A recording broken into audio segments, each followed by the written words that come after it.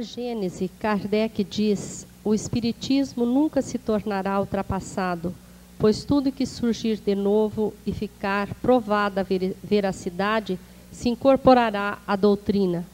A quem cabe a tarefa de desmitificar essas novidades que aparecem, ou de prová-las e fazer com que incorpore a doutrina? Vejamos, não se pode incorporar à doutrina qualquer ordem de ideias que desde o seu nascedouro já são opostas à doutrina. Qualquer crença ou culto que seja espiritualista não será forçosamente espírita tão somente porque sejam espiritualistas. O que falta a muitos dos nossos confrades é maturidade, eles não sabem ler. Eles juntam as letras, falou de espírito, de desobsessão, eles acham lindo e o espiritismo tem que engolir. Quando se fala que a doutrina espírita é universalista, não significa que ela seja um balaio de gatos, que a gente tenha que enfiar tudo pela goela do espiritismo abaixo. Como nós temos o budismo que não pretende ser espiritismo, como nós temos o taoísmo que não pretende ser espiritismo, como nós temos o protestantismo que não pretende ser espiritismo. Agora, porque os protestantes falam de Jesus, a gente enfia no espiritismo? Porque os católicos falam de Jesus, de Deus, a gente enfia no espiritismo? E por que não? Porque algumas coisas nos convêm. Então é diferente nós analisarmos uma ideia como quem sabe ler e pensar, e nós pegarmos uma ideia que está na moda e querermos colocar goela abaixo do espiritismo. Vale a pena a gente não misturar as coisas. Às vezes eu percebo companheiros que dizem estar bem intencionados, mas eles são muito bobinhos. Têm uma cabeça muito pequena. Basta ler os fundamentos das ideias. Basta ler as ideias dos fundadores dessas ideias, para que a gente perceba que não tem nada a ver com o espiritismo. Quando Kardec escreve na Gênese isto, ele diz que depois de confirmadas pela ciência, se o espiritismo perceber que está em erro em algum ponto, que foi provado, etc., ele, por ser uma doutrina progressista, evolucionista, abre mão para seguir a informação da ciência. Até porque a ciência não está ocupada com questões espirituais. Não torçamos o que escreveu Kardec, basta a gente abrir a Gênese agora e ver o que Kardec diz. Para se acomodar às nossas ideias, nós temos muito disso. Em português, a gente conta as palavras, conta as sílabas dos versos. Não me consta dizer que a gente queira que português seja matemática.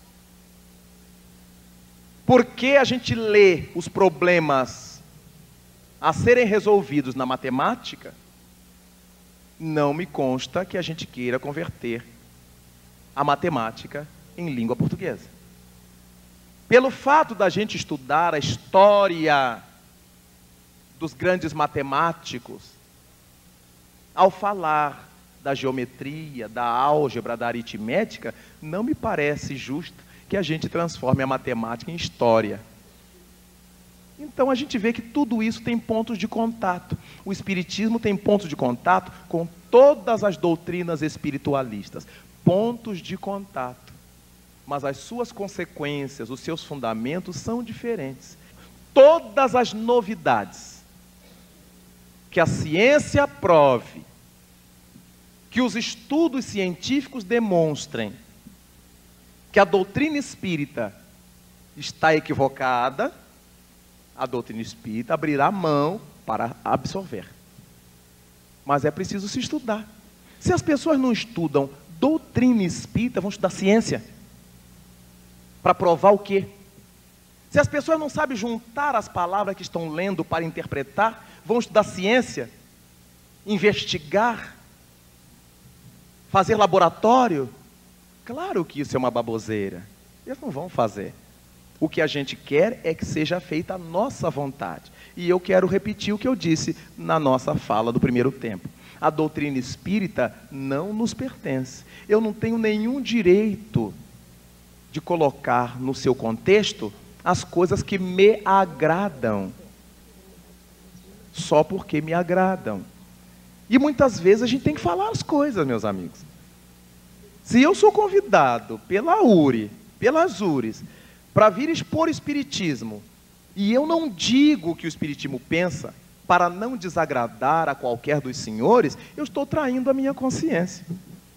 E eu tenho consciência perfeita, porque sou professor, de que quando a gente prega, a gente não agrada a todo mundo, não. Mas se Jesus Cristo disse que o discípulo nunca será maior que seu mestre, eu estou satisfeito, eu estou tranquilo, porque ele não conseguiu agradar. Se Allan Kardec não conseguiu agradar, já tem uns que estão dizendo que ele está superado, e já estão querendo até botar outras coisas no meio para ajudar o espiritismo, para o espiritismo evoluir um pouquinho. Como é que eu vou ter a pretensão de ser aceito por todos? Não tenho. Mas uma vez que eu estou com a palavra, eu vou falar o que a doutrina ensina. O espiritismo é uma doutrina a 4 mãos. O esforço dos desencarnados com o esforço dos encarnados. Mas quais esforços dos encarnados? Tem muitos encarnados fazendo esforços para adulterar a doutrina. Estudar um pouquinho não vai nos fazer mal. Pegar o livro dos Espíritos, o livro dos Médiuns, a Gênese, dar uma penetrada nesses livros, analisar, discutir, debater, aí a gente começará a botar os pés no chão.